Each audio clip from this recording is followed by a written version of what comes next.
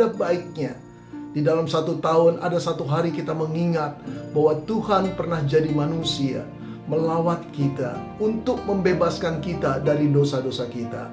Itu satu keagungan yang luar biasa dari pribadi Kristus, oknum kedua di dalam Allah Tritunggal. Saudara-saudara yang dikasihi Tuhan, merayakan Natal di tengah-tengah situasi pandemi dapat diibaratkan seperti mengendarai di tengah-tengah kabut atau asap tebal yang menutupi jalanan kita. Di tengah-tengah kesulitan yang sedang kita hadapi, saudara, masih bisakah kita merasakan sukacita Natal? Itu pertanyaannya. Saudara, bagaimana mungkin sih kita bisa bersukacita sementara hidup kita makin tidak menyenangkan? Harus pakai masker, jaga jarak, cuci tangan, menjauhi keramaian. Juga penghasilan kita menurun dibandingkan dengan penghasilan sebelum pandemi. Bahkan ada di antara kita, saya yakin, sudah tidak bekerja lagi karena dampak daripada pemberhentian oleh perusahaan kita di rumah. Saudara-saudara, kerohanian kita juga tidak bertumbuh, bukan?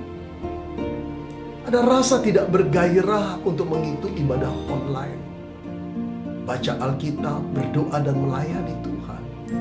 Rasanya sekarang makin lama makin jauh Tuhan itu. Saudara, dalam jangka panjang, akhirnya apa yang terjadi pada diri kita, baik secara fisik maupun secara rohani, kita menjadi lesu, saudara. Bagi masa depan itu akan seperti apa? Lalu saya ingin bertanya, saudara, masih bisakah kita merasakan sukacita Natal itu? Saudara, untuk menjawab itu, saya ingin sekali kita kembali kepada kisah Natal pertama. Orang-orang itu adalah para gembala, saudara. Saudara-saudara, para gembala pada waktu itu dianggap oleh para rabi sebagai orang-orang yang tidak religius. Mereka disejajarkan dengan kaum PSK, pemungut cukai, kaum pendosa lainnya. Masyarakat Yahudi, saudara, juga menganggap para gembala itu sebagai kumpulan orang pembohong, pencuri, orang-orang yang tidak beres hidupnya.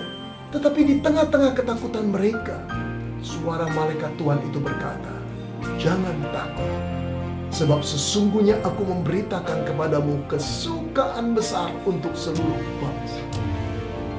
Malaikat itu berkata lagi, "Hari ini telah lahir bagimu Juru Selamat, yaitu Kristus Tuhan."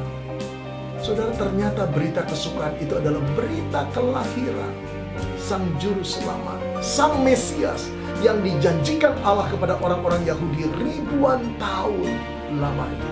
Sang Mesias yang adalah Tuhan sendiri, saudara. Saudara-saudara yang dikasihi Tuhan, sekarang Sang Mesias itu datang ke dalam dunia, lahir sebagai manusia. Ia tidak mengutus nabinya, ia tidak mengutus utusan-utusannya, tetapi dia menjelma menjadi manusia, turun menjadi manusia, melawat umatnya sendiri. Saudara, bagaimana mungkin hal ini terjadi? Allah menjadi manusia, satu tanda tanya besar. Bagaimana mungkin terjadi? Yang tidak pernah terpikirkan bahwa Juru Selamat adalah Allah yang menjadi manusia. Saudara-saudara, demi menyelamatkan manusia yang telah memberontak kepada Dia, Kristus Sang Mesias, pribadi kedua Tritunggal, rela menjadi manusia. Ia rela merendahkan diri menjadi sama dengan engkau dan saya. Inilah berita kesukaan besar itu. Terus membuat kagum para malaikat adalah tindakan Kristus anak Allah itu di malam Natal yang pertama. Ia tidak ragu meninggalkan seluruh kehormatan, kuasa dan kemuliaannya untuk turun menjadi manusia. Lahir di kandang binatang, menjadi bayi yang kecil, lemah, terbatas dan tidak berdaya, saudara. Ia sungguh-sungguh menjadi bayi sama dengan bayi-bayi lainnya. Bisa menangis, lapar, menyusui, ngantuk, kopi, lemah, terserang penyakit. Saudara-saudara, itulah yang mengherankan. Bagaimana mungkin Kristus mau merendahkan dirinya, sengaja membatasi kuasa dan kekuatannya, serta kemampuan-kemampuan ilahinya dengan menjadi manusia yang kecil, lemah, dan terbatas. Itulah anugerah, saudara. Saudara, dengan apakah kita dapat menyamakan anugerah Allah yang begitu amazing, yang turun atasmu dan atasku. Lalu saudara, pujian malaikat itu diteruskan pada barisnya yang terakhir. Mereka berkata, dan damai sejahtera di bumi di antara manusia yang berkenan kepadanya. Saudara, apa artinya pujian ini? Saudara-saudara, jelas pujian ini ingin mengatakan, tak kala manusia memberikan kemuliaannya kepada Allah di tempat yang tertinggi, maka kedamaian pun tiba dicurahkan Allah di bumi ini.